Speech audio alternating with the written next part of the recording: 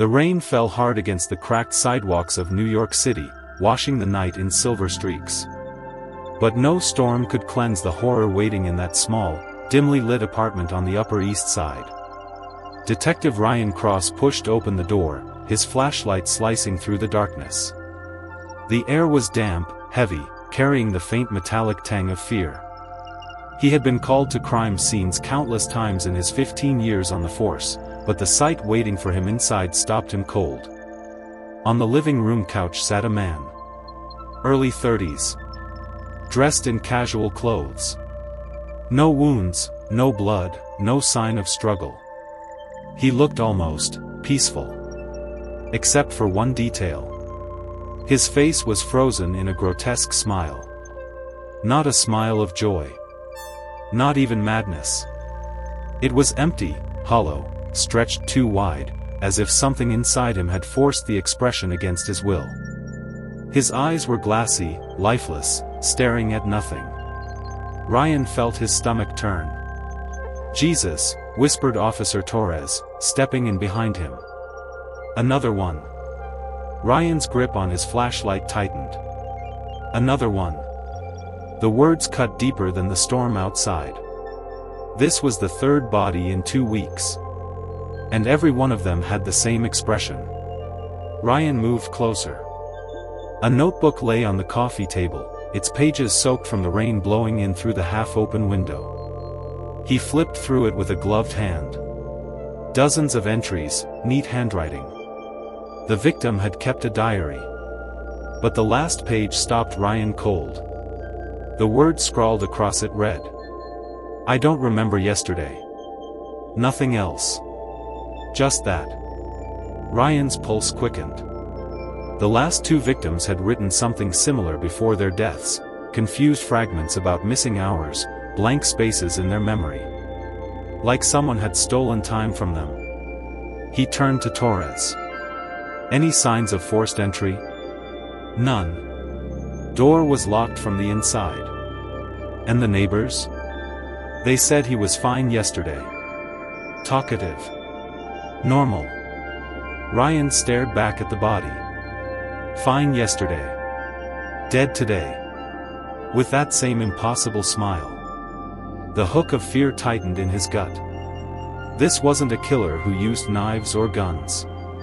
No fingerprints, no blood, no evidence. Just vanished memories and a smile that didn't belong. Ryan closed the notebook slowly. His mind was already piecing fragments together, though he hated the direction it was going. Someone wasn't killing the body. They were killing the mind. Outside, thunder rolled across the sky like the growl of some unseen beast. Ryan stepped back to the window, watching lightning crackle above the city skyline. Somewhere out there, someone was turning people into smiling corpses, empty shells robbed of their last 24 hours. And the worst part?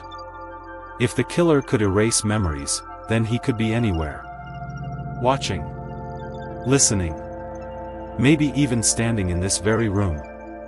Ryan exhaled sharply, forcing his nerves down. But one thought refused to leave him as he stared at the hollow grin carved onto the dead man's face. Detective Ryan Cross sat alone in his apartment, long after midnight. The case file lay open across his cluttered desk, pages scattered like pieces of a broken puzzle. Rain still beat against the window, its rhythm the only sound in the room. 3 victims. 3 smiles. 3 missing days. Ryan rubbed his temples, exhaustion gnawing at him. He had stared at the crime scene photos so long that the hollow grin seemed to bleed through the paper. The faces haunted him, strangers who looked alive but weren't. Strangers who had lost something deeper than life. Memory. He flipped back to the diary page he had copied down. "I don't remember yesterday." The words felt heavier the more he read them. Why yesterday? Why the same time frame every single victim? The killer wasn't just erasing hours. He was erasing identity. Ryan leaned back, exhaling slowly. He had seen monsters before, men who stabbed, shot, strangled. But this? This was different. Whoever was behind it didn't leave fingerprints. Didn't leave DNA. Didn't even leave a weapon. Only silence and smiles. The thought made Ryan's chest tighten. His phone buzzed. A message from his captain. Press wants answers. Don't come back empty-handed tomorrow. Ryan muttered a curse under his breath and shut the phone off. He hated pressure. But he hated this feeling even more, the sense that he was already one step behind something he couldn't name. He stood, poured himself a glass of water, and stared at his own reflection in the kitchen window. His dark eyes looked sunken, tired, the weight of years on the job pressing down on him. And then, just for a moment, something shifted. His reflection smiled. Ryan blinked. The glass nearly slipped from his hand. He leaned closer to the window. The rain distorted the reflection, streaking his face into warped patterns. No smile now. Just his own exhausted frown staring back. His chest rose and fell too fast. Get a grip, he muttered. You're seeing things. But the unease wouldn't leave. Ryan sat back at his desk, determined to push through the fog of fear. He grabbed his pen and started writing possible theories. Hypnosis. Drugs. Maybe even cult involvement. Something logical, something explainable. But before he realized it, the page beneath his hand wasn't filled with theories at all. It was filled with one word. Over and over. Smile. Ryan dropped the pen, staring at what his own hand had written without him even noticing.